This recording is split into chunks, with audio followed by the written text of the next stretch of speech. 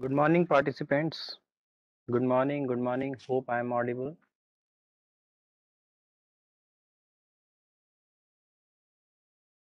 Good morning.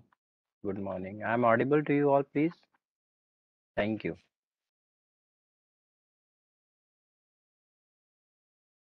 Thank you. I think we should start our session because we try to start up on time and also end on time. Good morning. Good morning to Pari Madam. Good morning.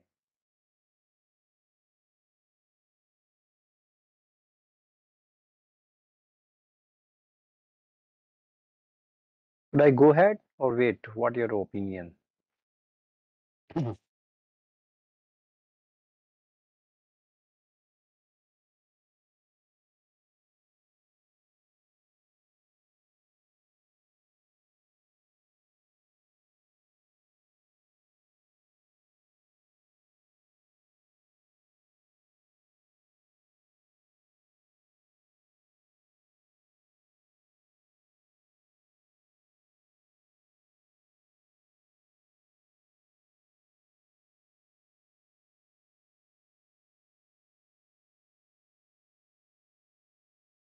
Good morning.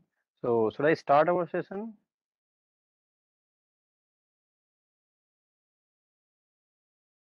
Good morning, Dr. Chinmay. Good morning, all, please.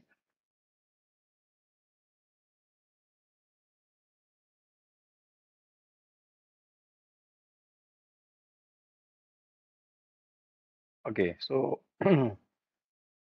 thank you. Good morning, all the students. Welcome in this final day of this long 1 week FDP. Going to start the first session that I will continue from where the discussion was ended in yesterday's session. We were started to have a discussion on the natural language processing and the text mining.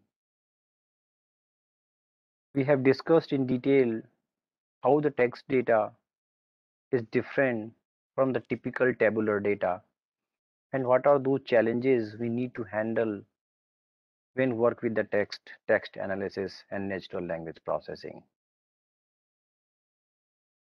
Typical type of data that we have used throughout the FTP were based on the CSV file where typical columns were there that we call sometimes feature, variables and many things. And directly we feed that is structured data. I better to call that tabular data as a structured data where column are separate clearly and convey its own meaning.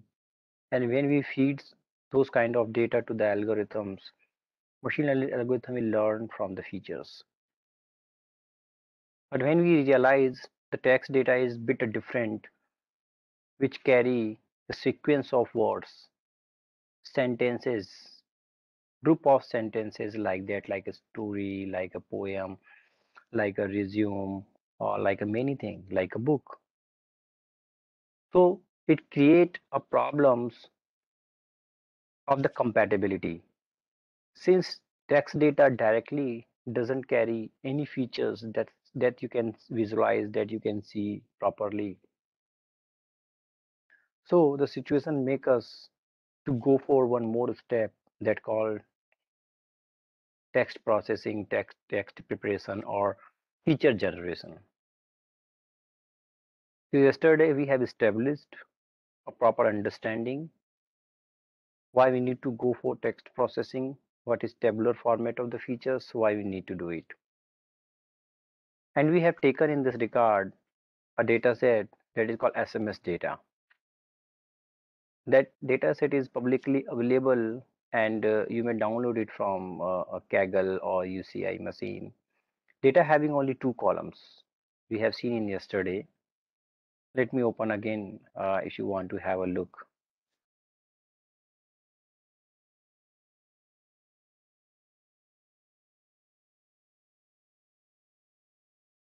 Data set having only two columns, so don't be confused. It is a tabular data or it is a CSV file.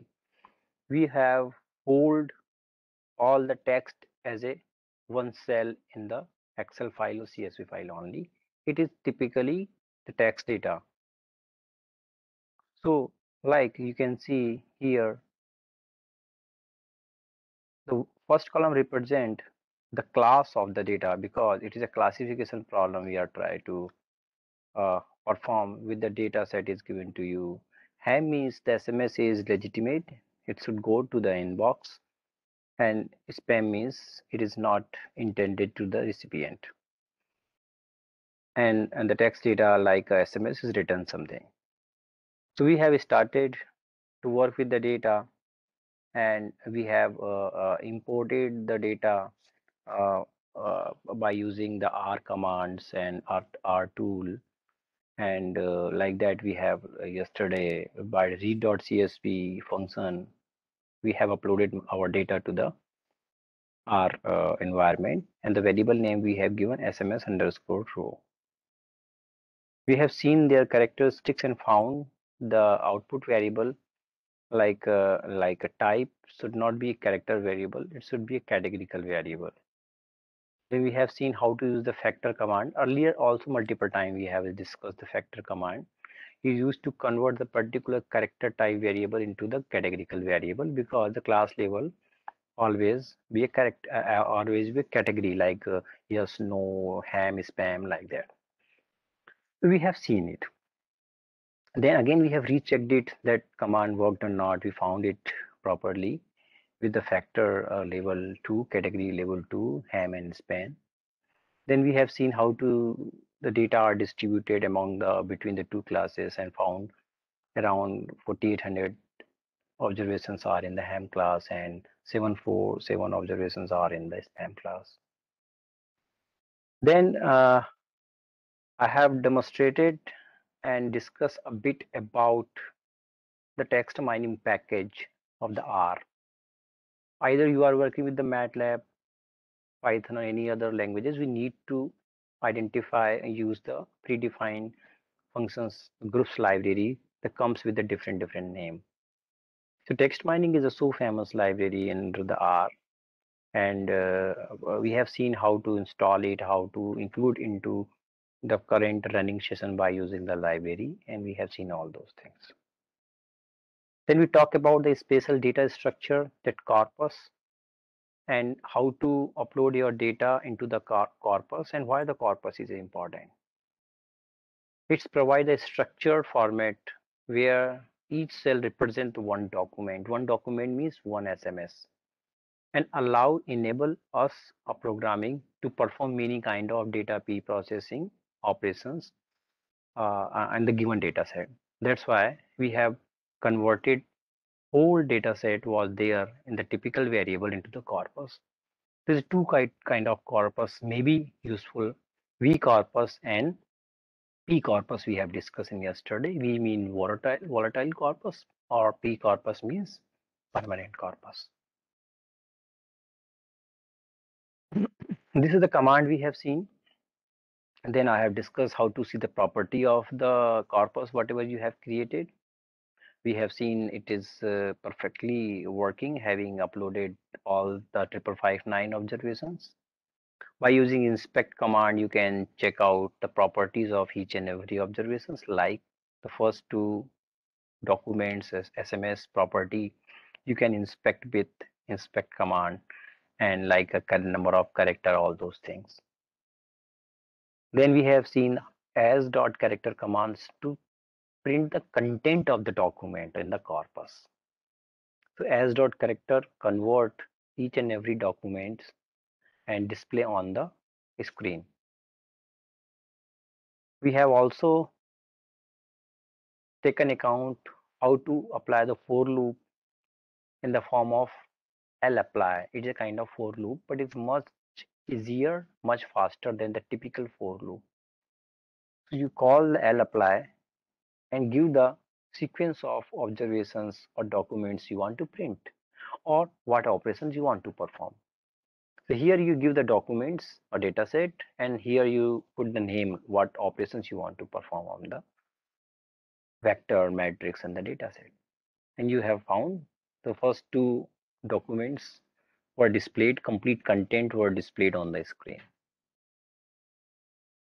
And this is the portion we were discussing yesterday, uh, and that was very interesting discussion. How to standardize the data and why. How to industrialize the data in the form of syntax is very simple. There is no rocket science. But you need to understand why it is important that I was discussing. Like a computer doesn't understand these three words. For human being, these three words are the same. Capital hello, small hello, and mixing. If you are the mixing word as a human being, they are the same. The same meaning I have to convey, or we supposed to convey to the machine.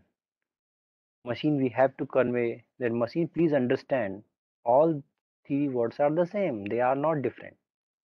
But unfortunately, machine works on the ASCII value.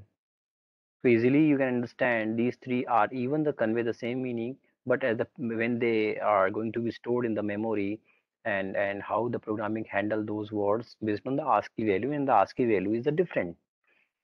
So for the machine learning, or for the machine, these three words are the three different concepts, three different things, three different features, and machine consider these three words independently. It create a more features, it create a more search space, more concept to learn, checking individual discriminative power. So that is not a favorable conditions. We try to keep the learning process more simple, more straightforward, without any ambiguity, without any confusion. So that's why standardization is important. Means either you're supposed to work with all the upper cases, the words you should convert it, or vice versa, lower cases. Okay. So for this purpose, there is a function in under the TM package or text mining package, the two lower, like, or like a vice versa, two upper function is there. Two lower or two upper function you can apply on the corpus, whatever the corpus you have created, SMS underscore corpus you have created. But you cannot directly apply. Now comes to the syntactical point of view. You need to use the two lower function and may perform on the corpus, not directly. You have to use a wrapper function, that content transformer. So it is a part of syntax. There is no logic. So here TM map function also together we have to use text mining map, because we are going to do the mapping.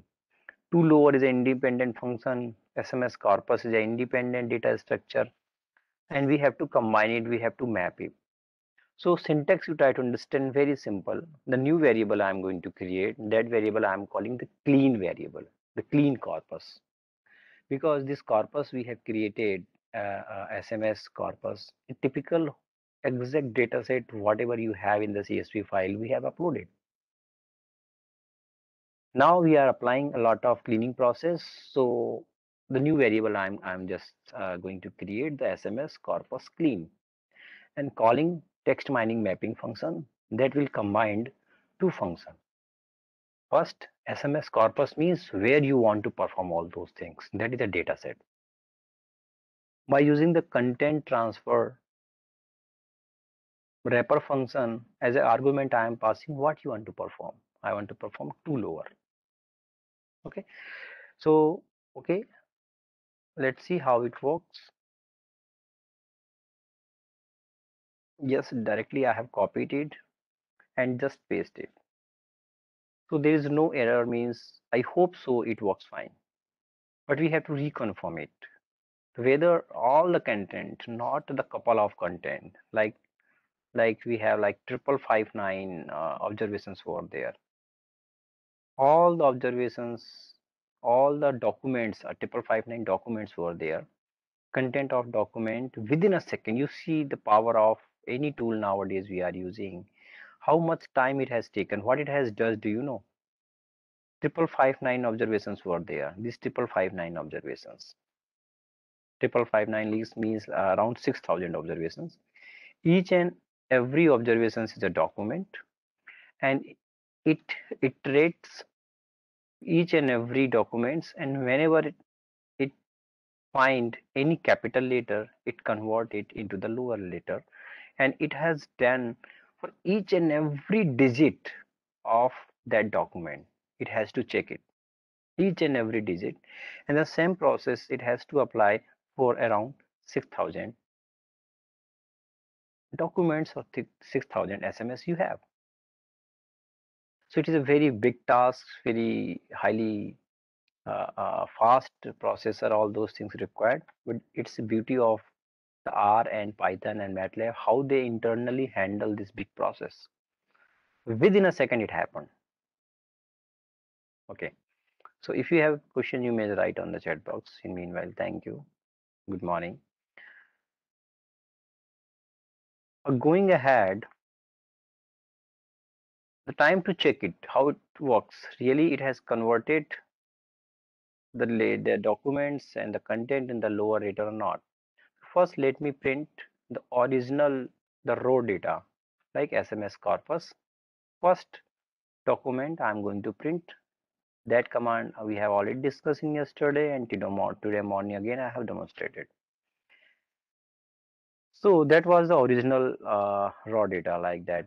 You can, yeah, hope you are having a good week. So here uh, uh, you can observe the hope is the capital letter. J is the capital letter. And we have done the standardization. So how it has converted.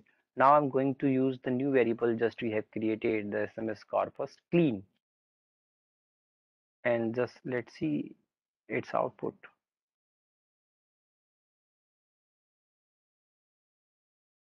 Yeah, you can just reconfirm it. The capital H here, hope, now becomes small. And whenever it find any like a J was the capital, here J is the small, any other letter if they are converted into the lower class or lower letter. So here we have just seen how to standardize the things. Now next task is to remove the numbers. So suppose here the SMS contains some numbers like this: 10,000, 4, any kind of numeric number is there, 6, 6, 4.50 like that. So like this mobile number, any kind of number is there, I want to remove from my consideration. There may be a question here. I'm assuming something. Please consider myself what the clarification I'm going to draw over here. The number in the SMS may be a very useful feature to decide its class. If the big numbers are there, 10,000 crores or like that, many mobile numbers they are sharing through the SMS. SMS maybe is under the spam. So number may be useful feature, may not be useful feature. So don't assume that I'm removing the number from the whole documents from the complete data set means you have to do it every time. So it is not clearly desirable to take the decision randomly. You have to analyze it, you have to think about it. So even in this application we are discussing to decide the SMS is spam or not, the number may be a useful parameter. But one assumptions, because we want to demonstrate, we want to learn how to remove the number from the data sets. Our objective is to learn the theory plus practical aspects also. So here I am assuming in my application the number is not important, and numbers don't play any role to decide the boundary of the classes. So with that assumptions, I'm going to, or we are going to remove the number from whole data set.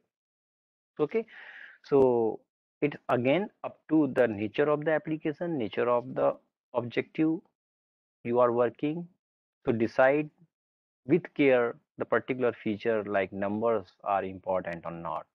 It is not straightforward. Okay, so you have to think a lot. Here I'm assuming.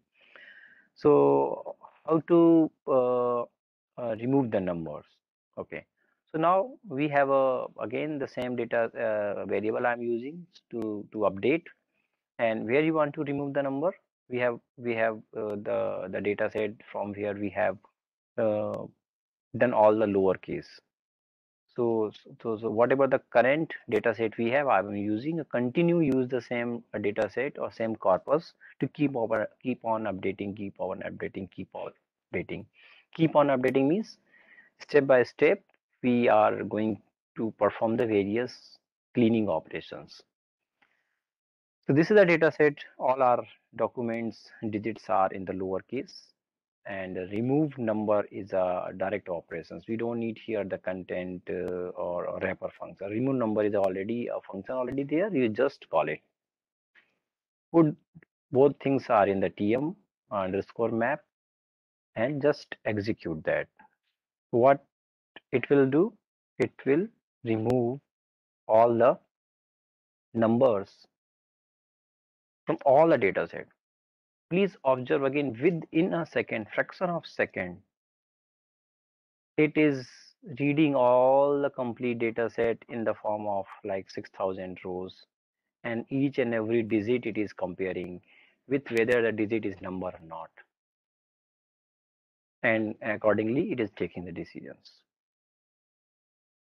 Okay, so we have done it. Mm, Now the next task, as we have seen in the last class, uh, when you tokenize your documents, and the sentence is a typical English sentence or any from the any language, contain many filler words, stop words like a to, and, but, there, they, this, that, many things are there. And our objective is clearly, we have discussed in the last class, is not to understand the meaning of the document, meaning of the sentence, and we are not going to interpret it. So in that view, we confirm it and we have decided these filler words are not important. And these are the most frequent words in the document. We have also observed yesterday when we have arranged the most frequent word in the descending order. You try to recall. The and was the first one, I think so. So the most frequent words is a kind of feature in the document. And these are the normal words that are frequently being used in the documents or in the sentences. So it may mislead your learning process, whole learning process. It may mislead. So it's better to find out all those the filler words, such kind of words, stop words, and may remove it before going ahead. Okay.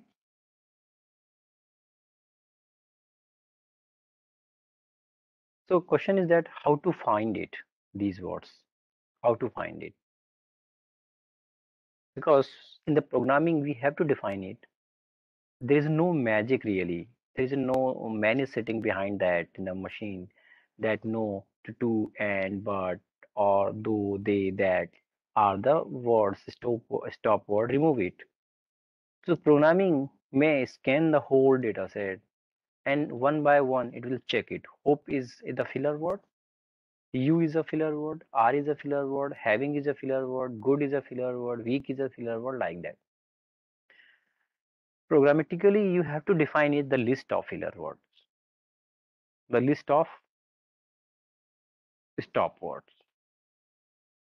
Okay. So for that purpose, many options are there. Here the research come start if you want to perform the recommendation system or sentimental analysis. There are many things then you have to take about that.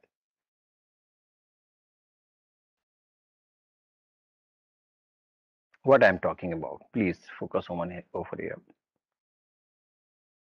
We have to remove some words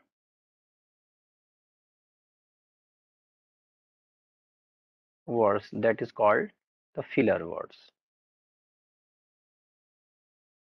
or you may call it stop word. Okay, and the document is given to you. This is the your document is given to you, and each and every layer contain the your data set text data. So here we require the list of all those words. List of all those words. It contain the list. So what it does, it is a kind of vector you can consider. The list that I'm talking about, it is a vector. This is the vector. Very long vector. It contains suppose and that this or for like that things are there. So programmatically what it does, a sentence is written, hope I will go to, or to is also here suppose.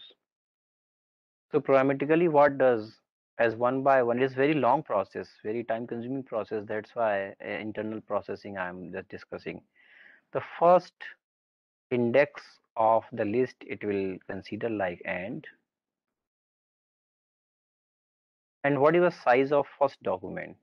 Size of first document is number of tokens here. That's why this become important. This is a tokens. It compare each and every token of the document one. It is and it is equal to and it is equal to and it is equal to and like that. It find nothing, so it will not perform any operation. Then next, whatever the next stop word in the second place of the vector, compare all the tokens of the document one. So it is working on a document one. So each and every cells or the stop word list contain all the words you have to match with each and every document. So I have just completed here with the document one. It is document one. The same process we have to repeat for the document two. Document two. The same process we have to repeat for the document three. So it is a very lengthy and time consuming process. You need to understand the complexity. So I hope so the internal working you have understood it. Now the next topic is there any universal list that everybody agreed upon, yes, two is a filler word or not? Somebody will say no sir, two is not a filler word or is not a filler word like that. So research point of view, you have many options. You can create your own stop word list. That is so common, people do it. You can use standard stop word list that comes, or you can use download, access any advanced stop word list if you have. All three options are there based on the language, whatever the language you are using, or really it is going to impact the performance of your model. There is no doubt. So here the stop word is the list. Stop word is a function already there under the text mining package, and uh, that have I think 174 stop word list is there. It is written there's another options in the text mining package. You can use another stop word list. It has 571 words. So I'm talking about one is the list contain only 171 word as a stop word. Another advanced version is there in the parallelly having 57 words as a stop words and may have a more other options, or you can develop your stop word list. Okay, so let's see first. You can also just print the list. So stop word is a list that comes by default with the text mining package under the R. You just see it. These are the stop words already defined. Similarly, you can include, you can exclude it also. Like I, me, my, myself, ourself, it's, there, who, we, had, like that, like that. These are the stop words. Okay, according to this list. They may have a discussion, so this may be, may not be, it is not good, it is not like that, like that. So the freedom is given to you based on your understanding. You can just change it, update it, or create new one. So what I'm going to do, all these words, if present in my whole data set, whole 6,000 documents, I'm going to remove it. That's the task I'm going to do it. Code is simple. Text mining mapping function I'm using. Dataset is clear. I'm going to continuously work on this dataset. Operations I'm going to perform the remove words. Remove words means what? The list I'm providing. Those words that are listed in this functions that I want to remove it. Okay, copy. Within a second, you see the speed. It is working. Yeah, it has taken 2 seconds, I think. So 2 seconds it has done a lot of work, a lot of work. Okay, the work I have explained over here, this work it has done. So going ahead, now check it, the comparison, the older the row characters, the first SMS I have printed, that was the current one, p-processed one. I am going to compare it with the row one, that from where we have started. You see, earlier this was the sentence. Here the lowercase we have performed lowercase operations. Then we have removed all the stop words. So this is the current clean document that we have. We will need to perform more operations.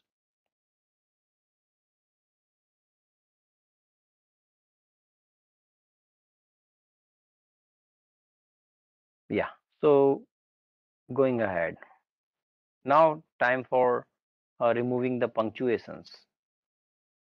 Punctuations means, you dot comma like that. So it is also a part of sentence, part of document, and anyhow may become the one of the feature if you don't remove it. Comma may be a features, dot may be a features, equal to may be a features. So any kind of punctuations, if there are, we have to remove it as per the application requirement, as per the application requirement. So okay, so don't assume that every time you have to do it. So the remove punctuation is a function we have to call, we have to apply with the data set I'm using, and the function is remove functions. We may combine by using the text mining mapping function. So just copy the command, very clear command it is. You see within a second it has done. You can just recheck it what it has changed. Yeah, you see is dot was there, now it is removed. There is no dot is there. Similarly, what are the all those functions that you call uh, uh, punctuations that have been removed from the data set? Going ahead, stemming. You need to understand here there is a logic. What is the stemming? You need to understand uh, in any kind of language, maybe English or any other, what is the root form of the word? It's again very important.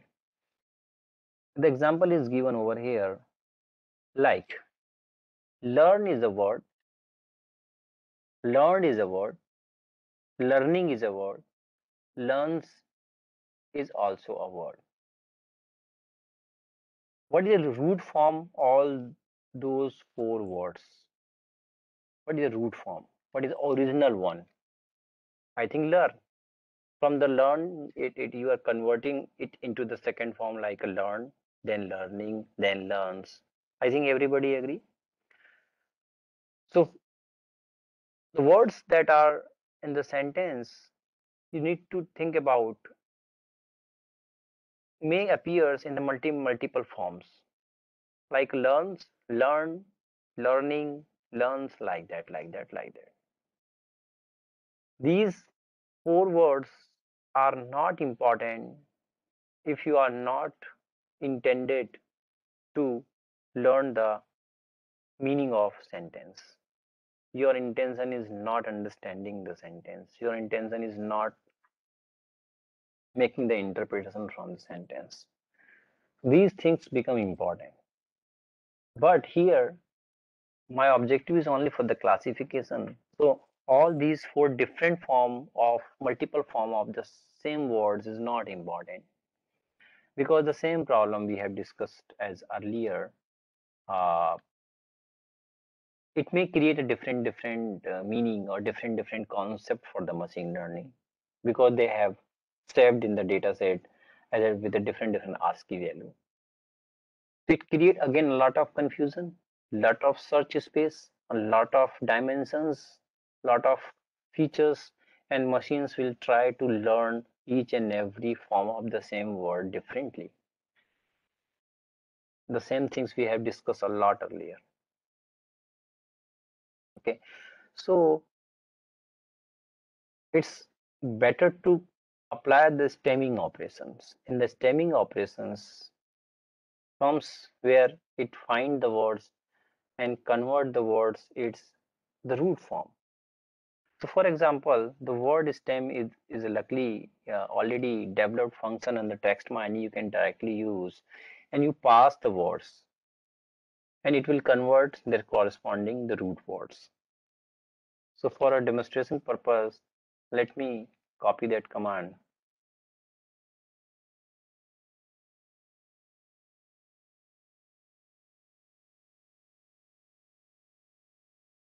Let me copy that command 1 second. Yeah, so just paste it. You see what it's saying, function is not there. Okay, so let me see, we have to upload some package. Yes, I missed it. So the word stem package is not the library function of the text mining. The snowball C, so famous, again one package, library of text mining, normally in the R people use it. So let me copy, first install it.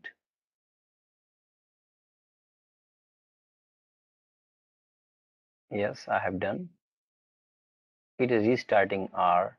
It may be a problem now. We lost all the variable we have created, I think so. It is starting. Okay, let me recheck it. It is working or not. Otherwise, we have to do again all those things.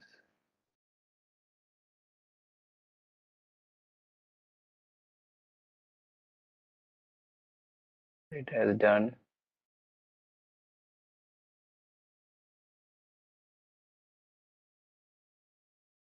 Let me check it. I think it works. Okay. Uh, Again, let me copy all that command that I was discussing, then we'll reconfirm. Sorry, we have to include it first, then it will work. That we have seen like. So the word stem command you have used to convert all the individual token, I must say, to their root form, so that instead of creating the four dimensions for a machine to learn on, we are reducing the whole dimensions. Ultimate, every time what we are the cleaning I am performing, we are performing ultimate we are reducing the dimensions actually. So that's happened, and how to apply now. So that was the data set where I was working. Stem document is a function because stem word function you cannot apply because it's work on the words, individual words you have to pass. Here in the corpus, each and every cell is like a document. So the parallel, the function as given in the snowball C package, the stem document, the stem document function you can apply. Let's see whether it works or not. I have doubt.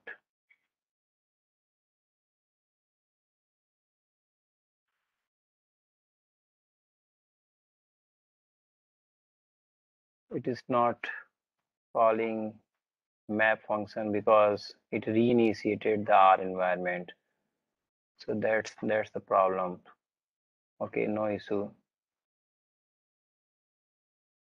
Let's see. Otherwise, all the variable we have to recreate it. Now let's see previous things will work or not. I hope it will work. Otherwise, whole variable I have to create. Okay, so it is working. I have still doubt. No issue. So that the process is over. Uh, yeah, stem document. Now there are some spaces are left out. So how to check it? You just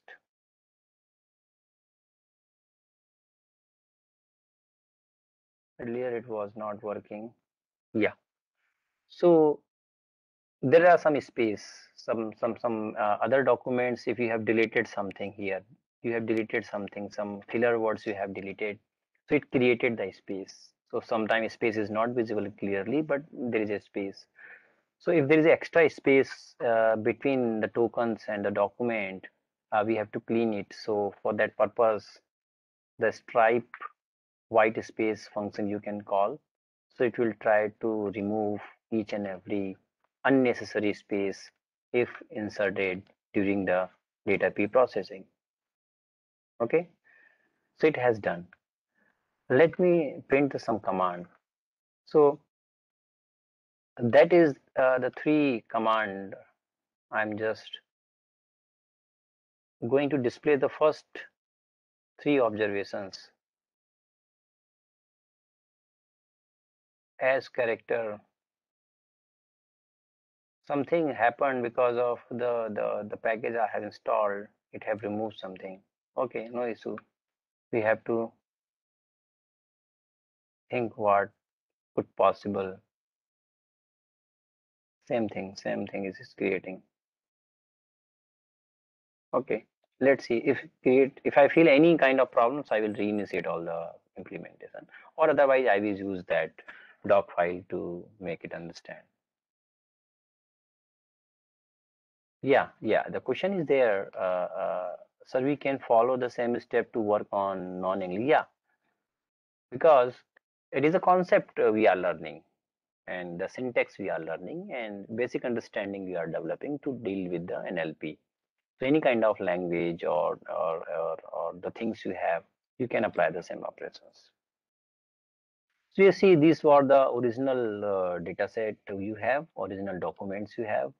What till this moment you have performed, all the things are here, output, corresponding outputs are there. You see here, that was the big sentence. Now there only three words are there. Three words are there. So am, also, or doing, and only, they have all deleted, all removed. Okay. So now, as per my understanding, or as per the content I have designed, the enough pre-processing we have done. There are many other pre-processing steps are there that you may explore at your end, your end. So now option is that still where are the features? Question is that still the question where is the features? You have these things.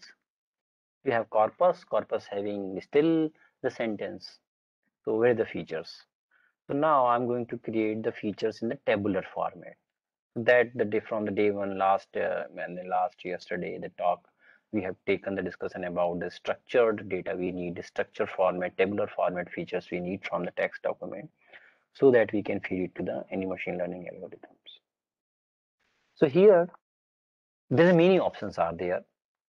One is that to convert your data set or corpus into the document or matrix. So what it does, first let me run the command, then I will explain what is document or matrix DTM, because I doubt it works or not, because of it has initialized when we have uploaded, we have installed the new library function, it has initialized many things. Okay, it works. So what it does actually, this diagram, very important part of the discussion. At that time comes when we have converted your unstructured data into the structured data. It is over with. Document turn matrix is a kind of the structure, it is visible or it is front of you. What it does actually, let me explain. Yeah, it create a matrix. Okay, it create a matrix having rows and columns. Try to understand, very interesting things are there. So go over there. This is the current data set we have. Yeah, this is the current data set. So each and every unique turn, or you can say the whole data set you have, it create the tokens. It convert into the tokens. Tokens means individual distinct token it create. Better to answer distinct tokens. Because in typically when we create the tokens, duplicates words may be there.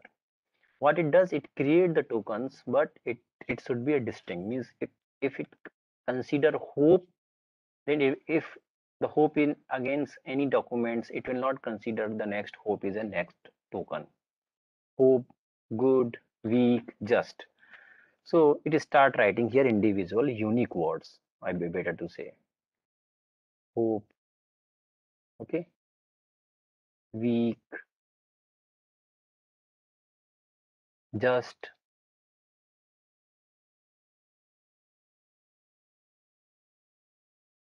check, and another document, k give, back, thanks,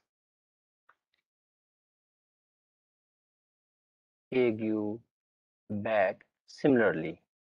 So you may assume that how many such tokens would be there, thousands of, I think so, because you have around 5559 SMS or 5559 data points or documents. Each and every documents, how many unique data points are there, or how many unique data points, tokens, words are there in this 555 document, 5559 documents, we have to arrange as a column wise. Okay, and what would be the row? Row means this is document 1, document 2, or SMS 1, better to understand, SMS 2, like that, SMS or doc 3, like that, like that, like that, like that, like that, like that. Okay, where it has gone. Yeah, and in some document matrix, okay, leave it. Very simple. It count how many time hope the word appear in document 1. Suppose it appear 1, it appear 1, it appear 1, or suppose it is 2, it is 0, it is 0, like that. Similar document 2, it is 0, it is 0, it is 0, it is 0, it is 1, it is 1, like that. So it is called DTM. It is called DTM. It is clear to everybody, or you may ask a question. Please try to understand. I am waiting for 30 minutes. And if you have any question, please write on the chat box.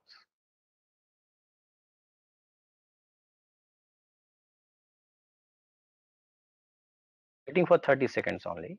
So couple of seconds you take it to understand. If you have any questions, I will take it, otherwise I will go ahead.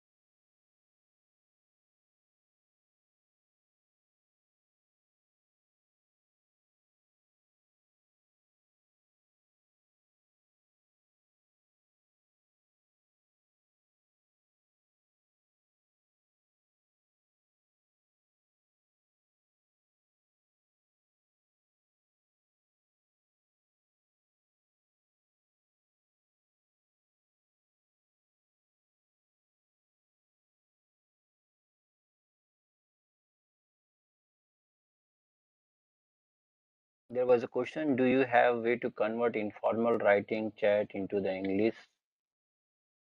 So some reasonable extent. Writing informal writing chat into English. I am not getting your questions. Informal writing chat in different language that you want to convert into the English.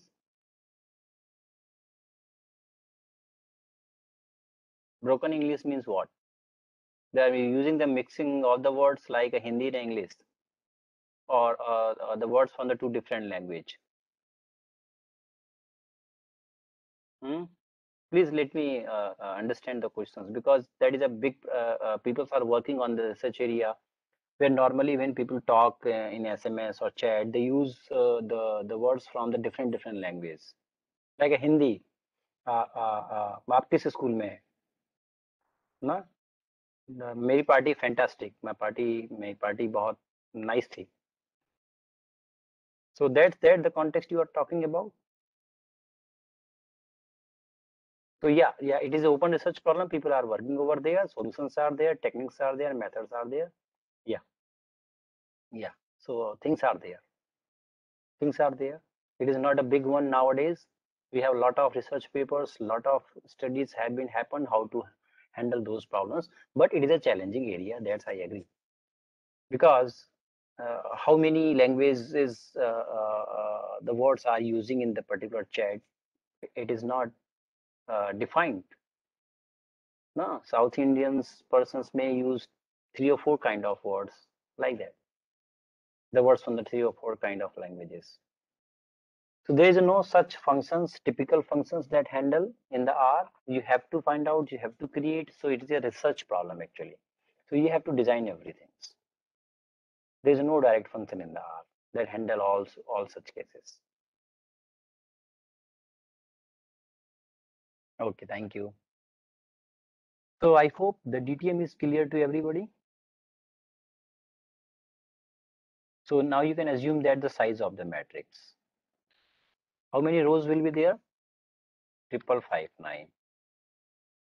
How many columns will be there? Number of unique words.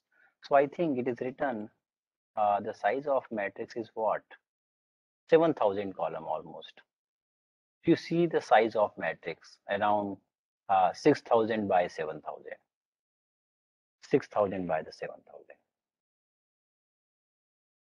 The complexity I want to make it clear. This much of big data set you have to feed to the uh, machine learning to learn from. 7,000 column means what? Anybody can sense it? 7,000 column means what? These are the features or not? Please write only one, give the only one answer. The column is here, we are assuming as a feature, yes or no? Yeah, these are the features. It is too much or not? It is high dimension or not? Dimension means now you have to understand what is the meaning of dimension. So the PCA and SVD, and yesterday the Dr. Surya sir was talking about high dimension, high dimension. This is the high dimension. You have a 7,000 features. It is a complexity of the text documents or NLP. We have a huge amount of features.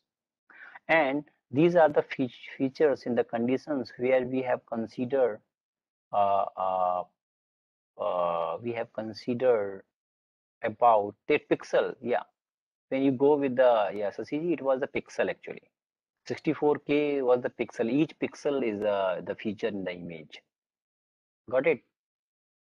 So that is 7,000 columns are there in the case where we have performed only one gram. Suppose you may apply the permutation combinations of all the 7,000 words to make the words of size 2. You can imagine it. Please understand my the second questions. You have the 7,000 unique words. Create the words of size 2 also. How many permutation combination may be there? You can think about. It will cross 64,000. 100% it will cross. Then you create the permutation combination of the 3 gram, then 4 gram, and consider all those combination as a feature. This may go in the millions. So I think everybody understand what I want to convey, how complex it is. Millions of features may be there with the text document. It is clear or not?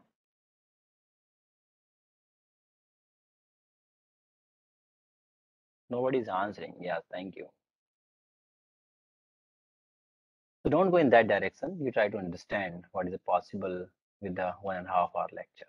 So it is again the problem with such kind of matrix is the sparse matrix, because mostly 80, 90% portions of the matrix will be 100% contain the 0, 0, 0, 0, 0.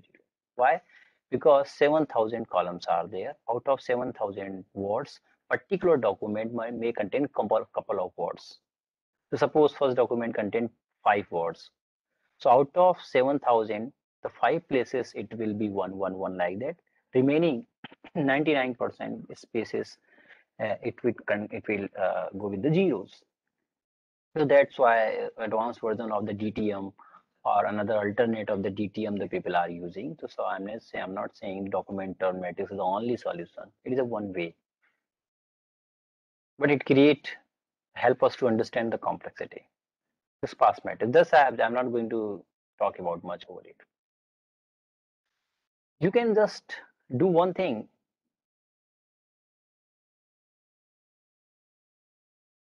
Yeah, yeah, yes, Ashish, yes, yes. The code is written here. Whatever we have discussed this since morning, you can do it with this code only.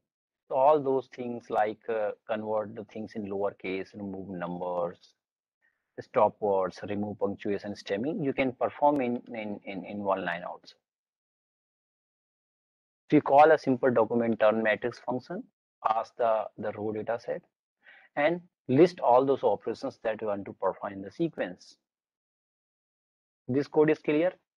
Whole the data set that you have given, you can perform the list of operations in one go. Okay, next, leave it. Yeah, I'm not going to discuss here. Yeah, now if time possible we go for the training and testing. So whatever the data set is given to, uh, divide the data set training and testing purpose. And for making the case very simple, I'm not considering the random sequence of the observations. So for the first 4,000 data set or documents, I am just considering as a train data set, and the remaining around 25% observations or documents for the test purpose. So I'm going to split it. That day one I have discussed how to perform the data set splitting. Okay, so you may refer the day one class if you have missed it. Everything in the details, each and every line I had discussed over there. This is not a correct way splitting the data, because in the day one we have discussed randomly we have to select 70 or 75% of data. Sequence splitting is not good, but for a simplicity we have made it. Okay. So that we have done the data set, we have given around 75% data as a training data, remaining for the testing data. Okay. So what it contain actually? Now the good question is very good questions. What that data contain? What this data contain? When we have divided the data into training and testing, it contain only this column. That's why we have done the sequential split. You might understand, because the corresponding class type I have to associate it. So that's why sequentially I have cut 75% data. Now I will match with their corresponding the class labels, because that data set don't have the class label. If you go for the random split, you will miss the sequence of its class labels. You cannot match it. You can't say like this was the ham. How do you know this was the ham? Because you have changed their orders in the random split. So that's why continuous in the sequence the split will happen. in corresponding data types, corresponding class level, we can match it. You understood it, all the participants? It's very important to understand. Okay, so similarly, the same sequence, I'm creating the new labels, that is called labels, that I'm going to access that labels, or the training labels and the test label. The label I have created, look, I'm what going to access, I'm going to use the type from the data set. Type means class label I'm going to access. Yes. Then for testing also, because we have to test training, we have to feed the labels, and the training we also during the training we have to feed the labels, and in the testing we also need to feed the label to calculate the accuracy only. You can check it and check it. Training, ham, spam. Ham, spam. The same sequence we have done. It is clear to everybody? Participants, it is clear?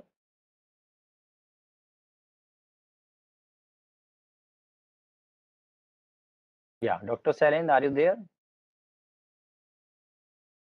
Why we have done all those things?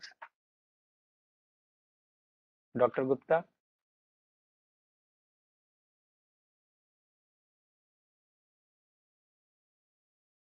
Dr. Gupta?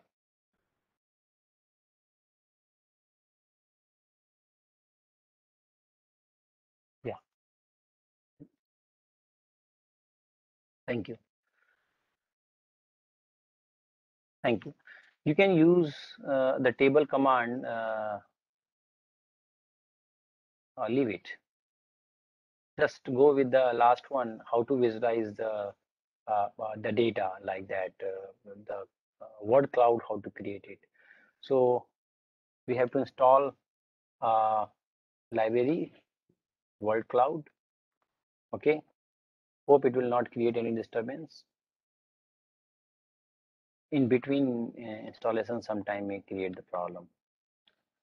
So like that, we have included the library.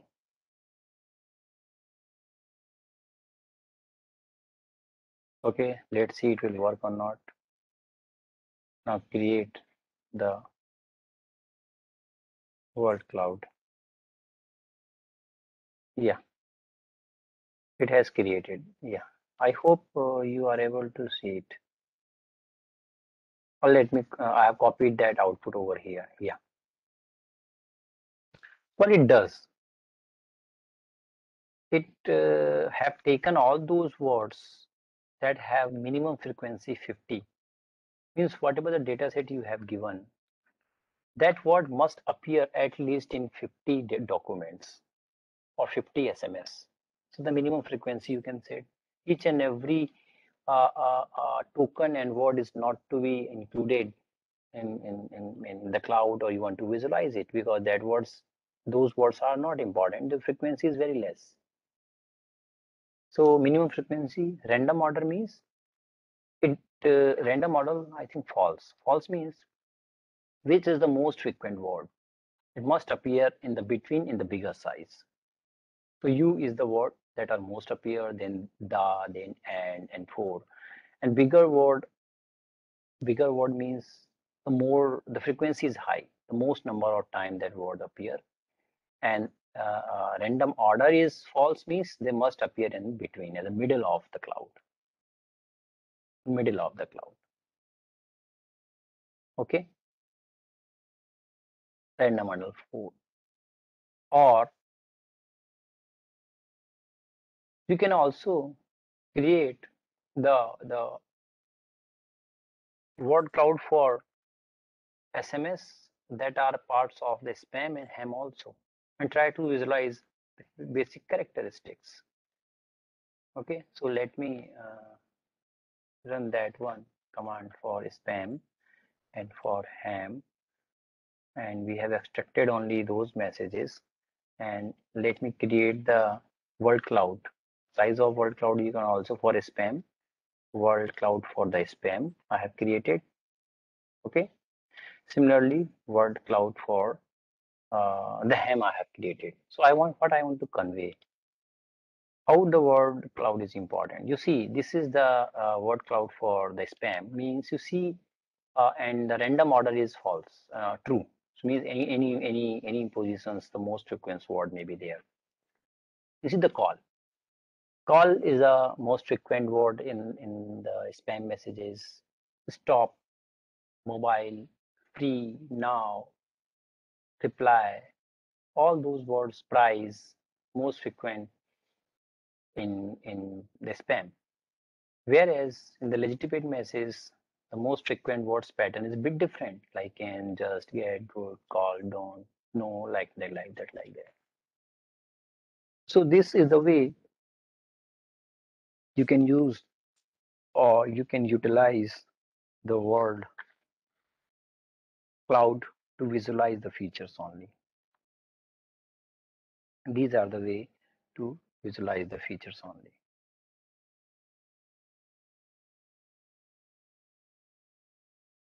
Going ahead,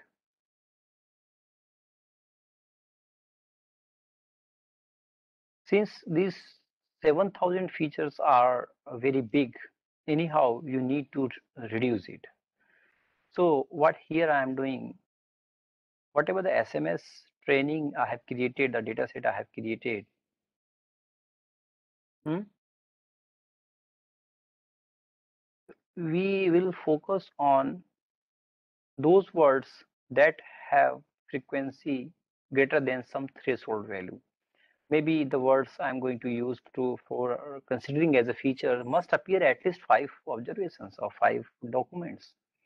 Some token may be there that are unique in couple of 1 or 2 documents only. So that kind of words are not important. So we can define we can calculate the frequency and all those things. We can remove it. What we have done, whatever the SMS training dataset was there, I'm going to find out all those terms that have minimum frequency 5 and going to save in another variable that SMS frequent words. So these are the most frequent uh, uh, features, you can say, most frequent features, and you can check it.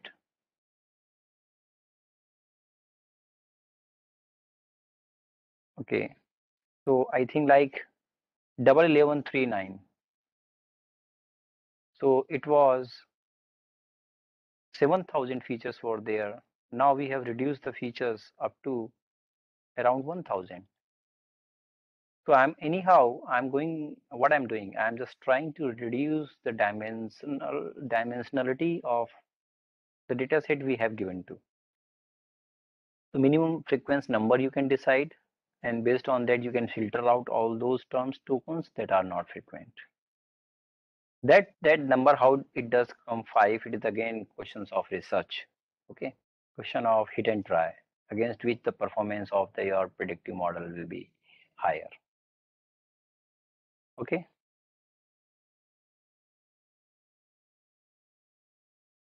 so here I'm again going to make I'm going to create all those words from the DTM matrix. Here the SM DTM matrix. So I want to filter out all those words from the DTM matrix. I have done over here. Similarly for the testing, it is done from my side. Testing training data set is clear. Now we can go for the classification. Typical machine learning algorithm of your choice you can apply. Maybe Nebis, maybe Canon, anything you can apply. Okay, anything you can apply. The Nebis, if any of you know, is work on the Boolean character only, Boolean variables only. Means whatever the variables are there, columns are there, it contain either 0 or 1, yes or no. But the data set we have given, some data set having like here 2. Okay, so what it does, it we have to convert the DTM matrix and make the matrix as a Boolean matrix. So for that we have to write a function that count if there is a 0 greater than 0 we call yes, if less than 0 we call no. So the function I have just written, and let's see, first let me execute it, then I will call that function. Okay, then I will call that function throughout my data so that uh,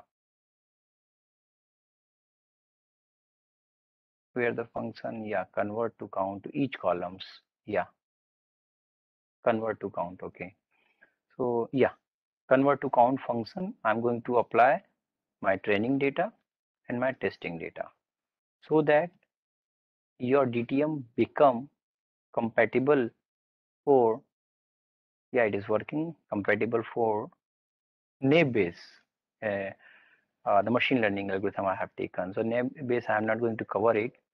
If you love it, then you please understand by yourself.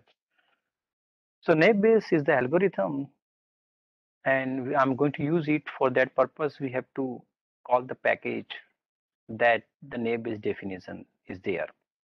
There are many library functions are there. E1071 is the one of the package, the name of package that contain the implementation, that consists the implementation of the name base. So I'm going to install it. So the installation is over. Now we have to include in my library.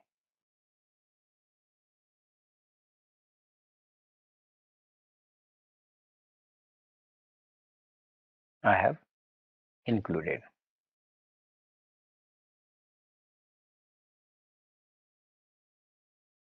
Okay, so NetBase is the machine learning algorithm that work on the Bayesian theorem, and it is highly based on the probability and the conditional probability and the likelihood. So here you need to understand what is the conditional probability, what is the likelihood, what is the simple probability, all those things you have to understand it. And the naive Bayes was not covered in this FDP, so I'm not going to discuss the detail of the naive Bayes because it required a whole day, whole lecture.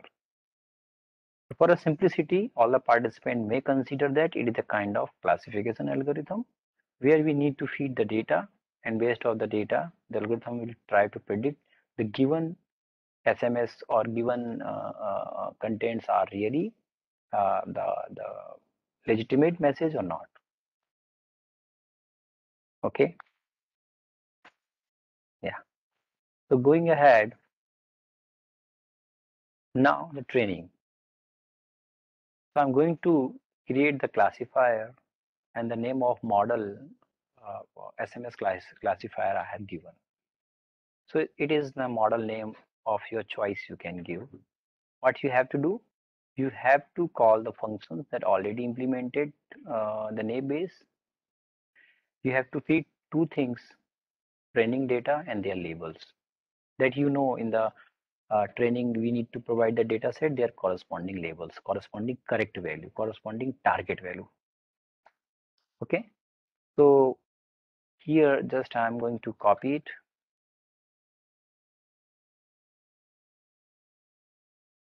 You see the training is over. Within a second, the whole training is over. We talk a lot about how machine learning learns, how the things are happen inside the training. So how fast the R is, how fast the DTM is. Within a second, the training is over. It don't take many hours. So once the training is over, then we have to see the performance of your model, how your model is performing, how accuracy of the model it is there, that we have to learn it. So for this purpose, we have to use the test data. So the predict function we have to call.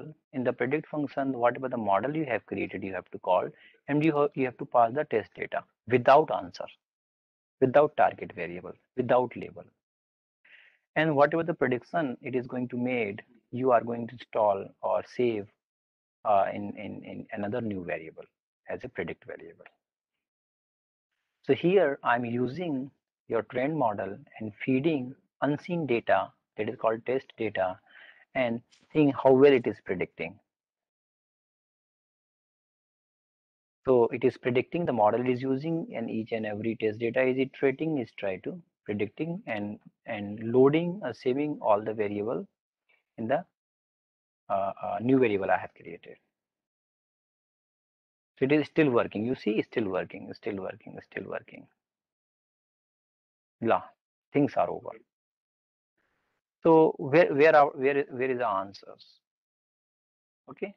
So we have to represent answer in the term of matrix, term of confusion matrix. So the G models is the library functions that are used to display the confusion matrix. You may use it, you may not use it. So if you don't use it, it also works. Okay. So let's, for a simplicity, I'm going to install one more package that will help us to display, to evaluate our data and will help us to display it. Okay. So here the things we have done. Yeah. Under the G model, there is the function cross table. What it does, it takes two parameters. Basically, there are many parameters, but two important parameters. Whatever the prediction made by your model, SMS, test, prediction, and what is the real prediction that from the data set. So it is the predicted value or it is the real value. And other parameters are only how to display, like many things, x-axis, y-axis, size, and many things. It is only plotting related parameters, so I'm not much focused on that. You see, the output is over here. I have just saved the output over here. Okay, let's focus over here. Yeah, so it is all confusion matrix. So it is going to end. It is ending. I'm not go to the next slide. It is last one. Last one slide I'm covering. So in the in this matrix, what happened? It will read it out. So the column side. This don't worry about the last one. You worry about the first two column. It is ham. It is spam, and it comes under the actual, means real value. And this row talk about predicted value, ham and spam. Okay. Try to understand the row and column, then the individual interpretation I will try to make it clear with you. Column is actual values that represent, and row present the predicted value. Now, what is the meaning of 1201? What is the meaning of 30? Why they are written in the red color? Why it is are in the they are in the green color? It is a red color, like that. The meaning of 1201, like that. There were such 1201 observations in the data set that were actually the spam. They were actually in the ham, and my model is predicting correctly as a ham. So it is talk about the correct predictions. So in the really, in the actual data, actual means that is a true value, that is a target value, that is a correct value. So there were 1201 documents were there that was really the ham, and my model is predicting correctly them as a ham. Okay, so you require this number as a bigger number. In the same way, there are some such 30 documents, 30 inputs were there that were the spam, but my model is misclassified, has classified and predicted them as a ham. This red color is a misclassification that were actually spam, but my model wrongly misclassified them as a ham. So this is the number, this is the cell value that we always want 0. Similarly, this cells talk about what? Actually, they were the ham. There were like 6 messages, but my model is predicting them as a spam. Again, this is the misclassification. They are ham, but my model is saying no, they are not ham, they are spam. So this is the misclassification. Again, we want this value 0 in ideal cases. This is again the correct classifications. There was such 153 spam messages, and my model is predicting correctly as a spam. So it is the space and place, the location that want higher value. So this diagonal always be 0. Sorry, this the red color, the values are should be 0. If you are able to do it, ultimate what you are doing, you are reducing the misclassification and you are increasing the correct classifications. Agree?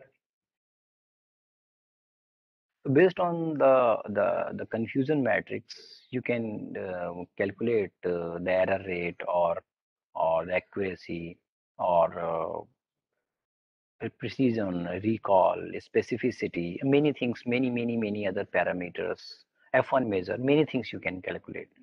So the confusion matrix is the fundamental performance criteria of any classification model, maybe NABES, maybe KNN, maybe CNN, whatever you want.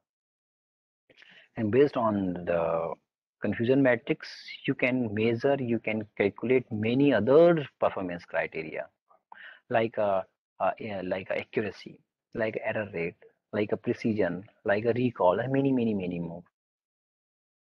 Okay, so let's have a look how to calculate um, efficiency or you can say accuracy. Total number of documents for what? Total number of documents is 1390. Or you calculate these 4 cells. You calculate the 4 cells. 1201, 30, 6, 153. You just add it up. It will come 1390, 1390. The total number of predictions you have made means total number of input you have given. Based on the total number of input, how many correct predictions you have made? How many correct predictions you have made? Any participant, please sense it. How many correct predictions are there? How to calculate it, the correct predictions that is made by my algorithm? Any idea? Which number you have to add? The green color or the red color?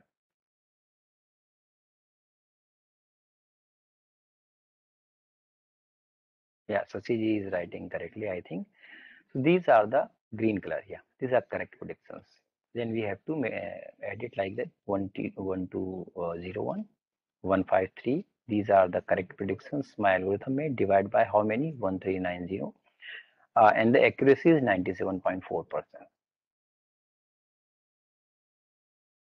Vice versa, error rate, it may be 1 minus accuracy, or either the miss total number of misclassifications like 30 and 6 you can add and divide with the total number of predictions or observations or input.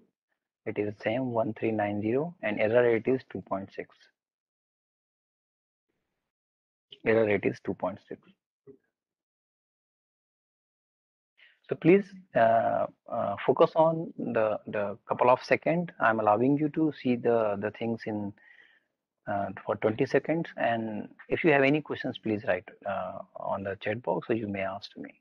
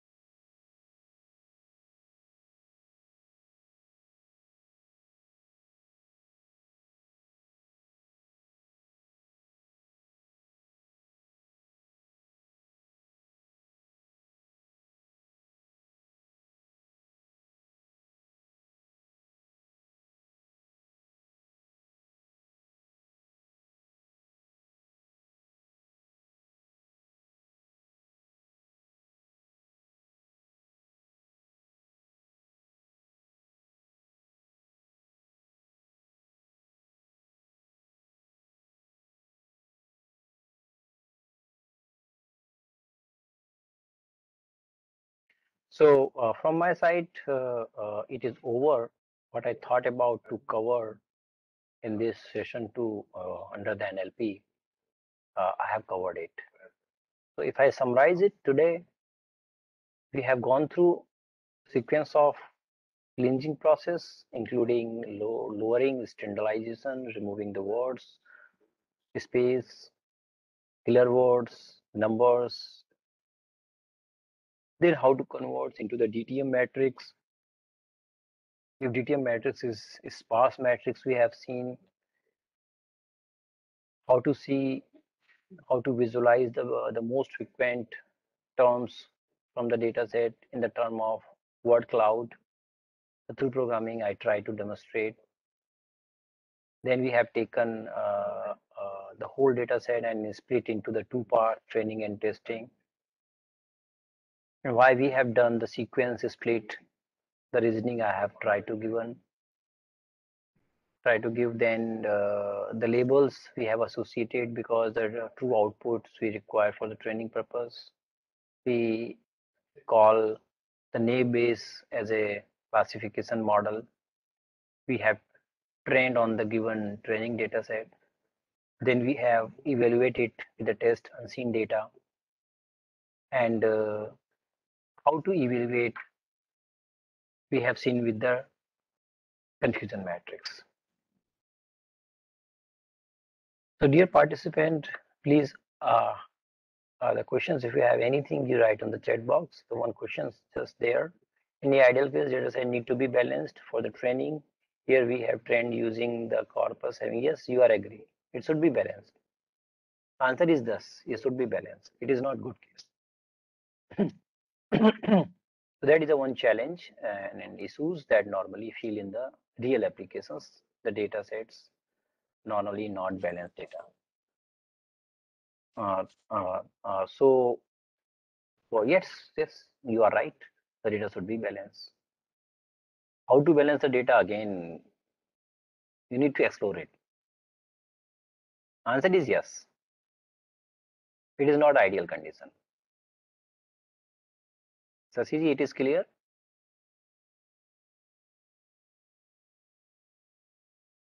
Autoencoder are the different things. Autoencoder is not a supervised learning. We have covered in the day two, no, day one, session two.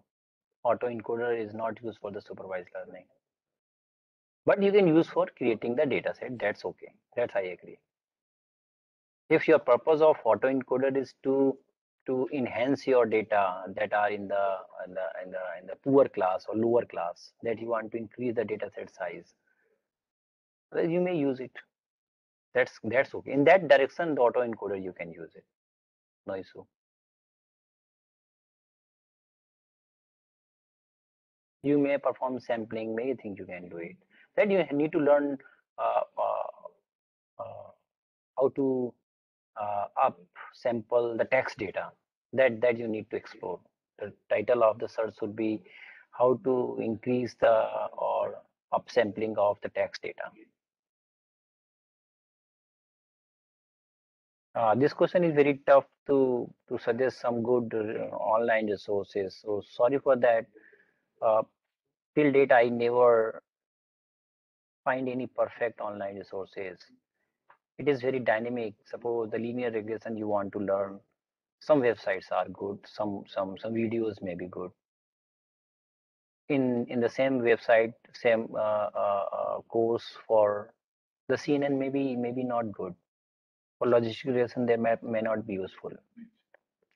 So what the techniques and methodology I have experienced and found the better, don't follow the complete course at one place and think if you completely go through that course, you will have a better understanding about all the algorithms. No. Some courses, some textbooks are good in some sense, not good in the some sense. There is no books I have followed till date for the machine learning. Everything because the books you have to, if I suggest the books from the Springer and the Stanford, books cost will be 10,000. Books are only for the theoretical. There is no codings and no examples, no theory is given, no any implementation is given. and that books is only for good for couple of algorithms. Then you have to purchase again new books for the 10,000 rupees. So how many books you will purchase? The machine learning or all that area is not established, not a mature area like a DBMS, like a OS, or like that. So one book is enough. Like a Quarth in a DBMS is enough. Galvin for the operating system is enough. That machine is not area of a subject of that type. It is not a subject. Machine learning is a total area, big area. So one book, one website, one course at all is not enough, or you should not follow it. You decide what you want to learn. Approach should be like that. Suppose NLP I want to learn. So start with what is NLP, pre-processing of the NLP, and refer different videos, different course only NLP, different books for the NLP if freely available. Then you go for NLP training. Then we go for the NLP interpretation, NLP classifications. Many algorithms are there, many problems are there. One by one, you have to learn from the online. There is no book at all. That I should prefer. There are many books. I mean to say there are many books, but I never suggest. In my college, a lot of I think 25 courses subjects are running under the machine learning course only. We don't follow any book. We don't refer. Even students don't ask for the book. Online, each and every take the one algorithm like a linear regression, learn it, study it from the multiple sources, multiple videos. It will be perfect. This is my way of learning, maybe not useful for you.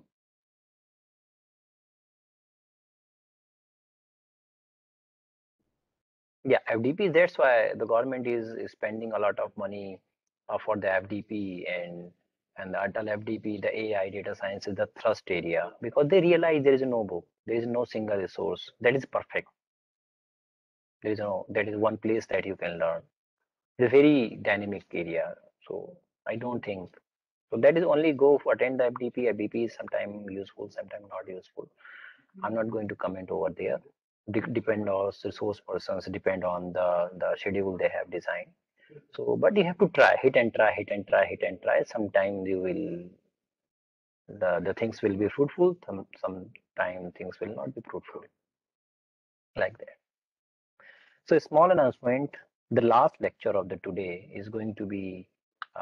Let me write. It's very important. That's why I'm. It will be taken by the professor R.B. Pachori. He is a big name in the India.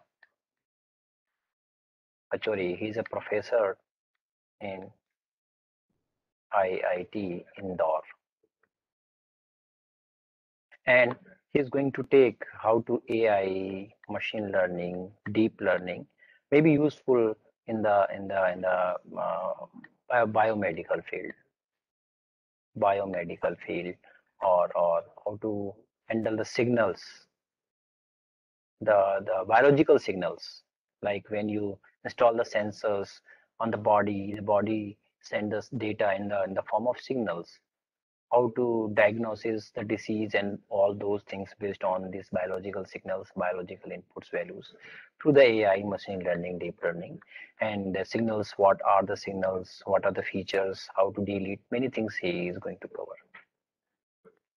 So please attend the next lecture compulsorily, and the final attendance I will share over there, and will give the more weightage the attendance of the next session. So this is the last session. I think you have to cover it, and 3 p.m. Please join this session. So because I'm talking about the quiz, please let me have a clarification about the quiz. We are going to start the quiz around 3 p.m.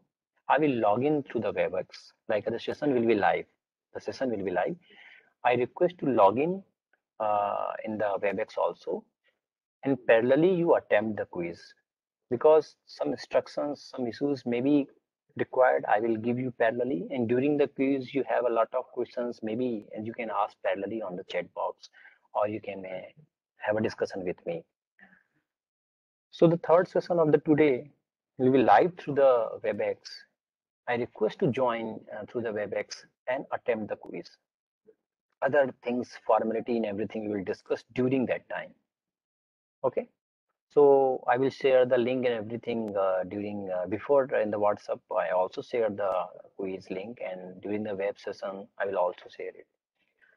So I request you to please last day be sincere and attend the next lecture. I have requested a lot to Dr. Pachori to give his time. He was so busy and he has agreed, and it is going to be very important discussion because a lot of research problems, PhD students, if you are faculty members, it will be open. Nowadays a lot of research is going on, AI, machine learning, all those things on the biomedical signals, health issues.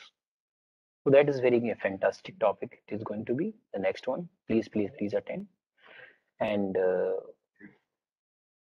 next to last session will be online. You please log in, be with me, and go for the quiz. Is very simple.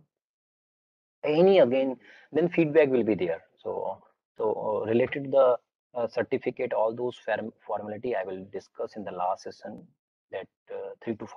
But that will be 1 hour session that I'm calling 3 to 5. That is hardly 1 hour. So other formality I will discuss in the last session. So I hope today lecture was fruitful, and I try to give the basic idea of the text processing and NLP. So anything if you have, please write on the chat box. Otherwise, we are going to end the session. We are not going to leave the meeting. Please be over here. We will start our session from 11:30. It will be the break.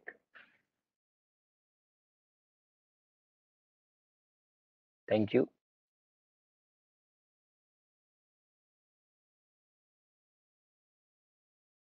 So thank you. We will meet again before 11:30. Thank you.